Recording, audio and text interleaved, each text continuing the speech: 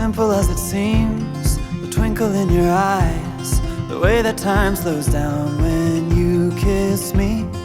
As we fall asleep in a bed of butterflies, just close your eyes and then you'll see it. You don't ever have to. Yun yung favorite ko. Favorite snacks. Oh, nice this. Yan. Try, let's try. No! It's 229. Oh, tig-isa lang. Let's have tortilla. Yeah, magbili ka din ng ano. Oh, isa pa. Let's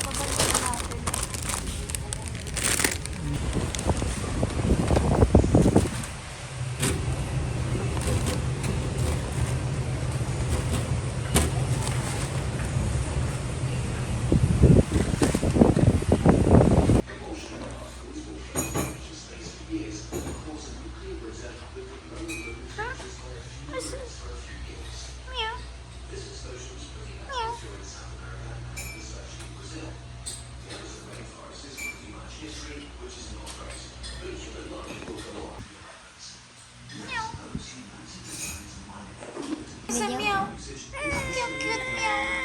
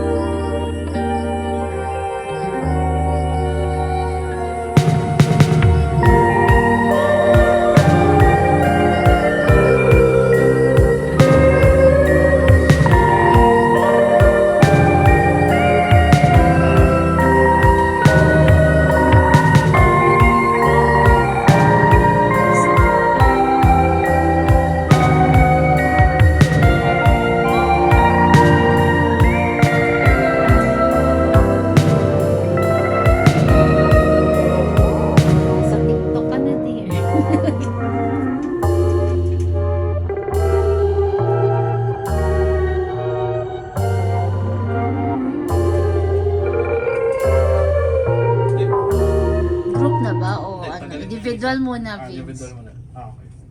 Tanggalin mo muna to. Yan. Wala, yung test naman.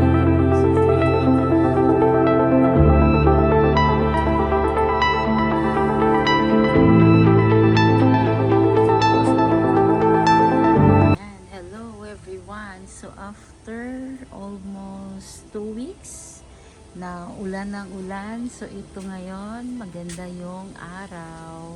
So yesterday nag-rearrange ako, inayos yung mga hindi na okay na plants, nilipat na nandun sa ibang lagayan nila. So ito yung bagong arrangements. Ayan. So ito yung mga fairy yung medyo mabalahibong mga succulents. Ayan, diba? Nice. Ayan din siya. Diba yung leaves na mabalahibo. Ayan. So kakaiba sila. Ayan. Diba? Bear. Ito naman bear paws. Tapos yung iba hindi ko alam yung ibang name. So nice. Yan. So ano siya? Mabalahibo yung leaves niya. So yung mga itong varieties na to, hindi yan sila pwedeng nababasa lagi kasi nasisira yung sa leaves. Yan siya. Ito I think this one is cinnamon. Look. Diba? And then this one I think is panda ears. Bear paw. And dito yung mga little succulents.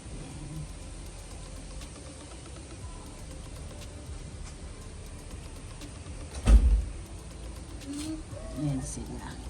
And then ito naman yung diba dito na nakasurvive sa sobrang ulan. So ito sila guys, inayos na, may bago na dito. Ito naman balak ko dito yung may mga makakapal na parina. Ayun.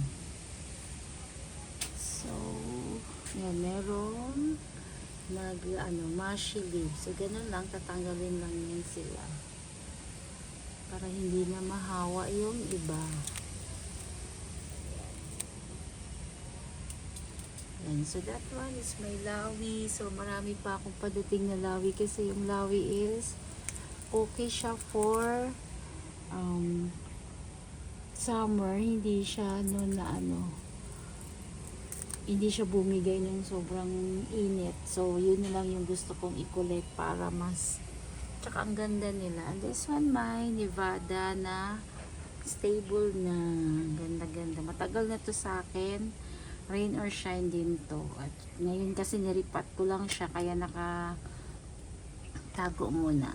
Hindi muna na-expose. So ayan sila. And this one is my red lips. So ang ganda niya, lumabas na yung color niya talaga. Lalo na ngayon na medyo malamig-lamig na. So ayan sila guys. And this one is my kante. Yan. So ito naman nilipat ko dito kasi dati yan sila dun naka-expose. Tinangko ko muna kasi nagda-dry. Parang ang daming issue lately. So kailangan i-recover muna.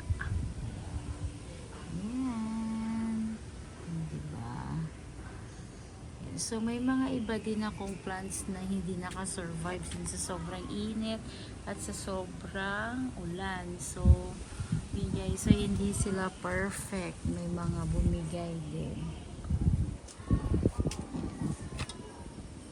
So yan sila. Yan yung update ngayon after ng sobrang ulan. May mga hindi talaga naka-survive. But my haworthia is doing great. Ayan mga haworthias ko. Ayan sila.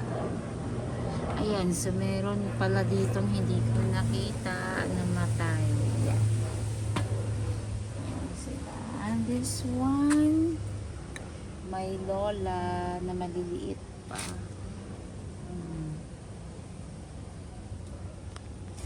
So yan sila ang mga bago. Tapos ito dito nag re-recover pa. May iba dyan, hindi pa ganun ka. Okay, then this one is ayan, oh, tulad na nagmamash or nagda-dark yung dyan. So, i-recover pa yan. Ito mga bagong pots lang. Itong tatlo. O, diba? That's huge. Side naman, ito yung exposed talaga sila ng rain or shine. So far naman, okay. Lalo na yung Madiba. Yan. At saka itong aking Proven PVN. Yan. Tapos itong Afterglow. Look, mas lalong lumabas yung color niya. Na lagi siyang naulanan. After 2 weeks silang nababasa dito, guys. And so far naman, nakasurvive at okay naman sila. Ayan. Oh, ito din. Mabasa din yung true colors niya. And of course, may flapjack. Nakala ko din mamamaalam na. But looks good. Ayan. And ito din yung mga ayan. So, hinayaan ko lang sila. At yan, lumabas na din yung mga colors. Ang gaganda. Pero ito naulanan din to ng sobra. Hindi ko din sila sinilong. 2 weeks din yun, guys, na ang lakas ng ulan lagi. Yan, yung Black Prince. Yan sila. This one is my purple. I think it's a purple haze. Hindi ko sure. Yan. Diba? Ang gaganda. So, yun guys. Nakasurvive naman. And they look happy. Pero may iba talaga na hindi nakasurvive. Which is okay lang. Kasi ibig sabihin hindi talaga sila ganun kalakas. Okay, so ito naman kasing mga nandito, sinanay ko na to sila ng naka rain or shine talaga even before pa, kaya kumbaga malakas na sila. So kailangan ko na lang linisin kasi may mga dried leaves na sa baba. Ayun.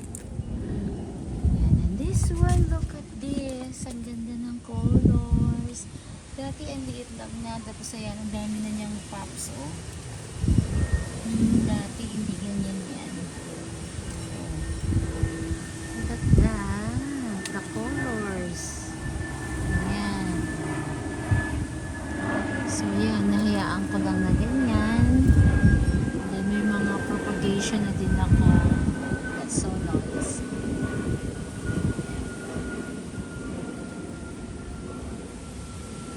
So, yan yung update ngayon na after nilang ma-expose sa sobrang lakas ng ulan.